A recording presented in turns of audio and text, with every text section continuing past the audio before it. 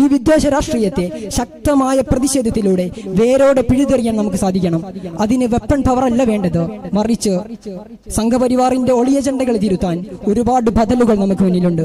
American പ്രസിഡന്റായിരുന്ന Abraham ലിങ്കണെ പ്രതിപക്ഷ പാർട്ടിയിലെ അംഗങ്ങൾ ചെരുപ്പുകുത്തിയായിരുന്ന തന്റെ പിതാവിന്റെ തൊഴിലോർമ്മിപ്പിച്ചുകൊണ്ട് അധിക്ഷേപിച്ചപ്പോൾ അദ്ദേഹം സൗമ്യതയോടെ പുഞ്ചിരിച്ചുകൊണ്ട് പറഞ്ഞത് ഇങ്ങനെയായിരുന്നു: തീർച്ചയായും ഞാൻ ചെരുപ്പുകുത്തിയുടെ മകനാണ്, അതിൽ ഞാൻ അഭിമാനിക്കുന്നു. നിങ്ങളുടെ ഷൂവിന് എന്തെങ്കിലും കേടുപാടുണ്ടെങ്കിൽ എന്നെ സമീപിക്കാൻ മടിക്കേണ്ടതില്ല. എത്ര സുന്ദരവും അതിലുപരി ശക്തവുമായ പ്രതികരണം! അക്രമത്തെ, വിദ്വേഷ പ്രചരണത്തെ, വർഗീയതയെല്ലാം അതേ നാണയത്തിൽ പ്രതിരോധിക്കുക എന്നത് മൗഢ്യമാണ്, ജനാധിപത്യ വിരുദ്ധമാണ്, മതവിരുദ്ധവുമാണ്. അത് നമ്മുടെ പ്രതിഷേധിക്കാനുള്ള അവകാശത്തെ പോലും സ്വയം റദ്ദ് ചെയ്യലാണ്. ഇന്ത്യയിലെ ബഹുഭൂരിപക്ഷം വരുന്ന ജനങ്ങളും ഈ മതങ്ങൾക്കിടയിലുള്ള സംഘർഷത്തെ താല്പര്യപ്പെടുന്നവരല്ല. എന്നാൽ ആ സംഘർഷം ഉണ്ടാക്കിയെടുത്തത് വിഭജന രാഷ്ട്രീയത്തിന് തുടക്കം കുറിച്ച ബ്രിട്ടീഷുകാരാണ്. അതിന്റെ ആശയത്തിന്റെ തുടർച്ചയാണ്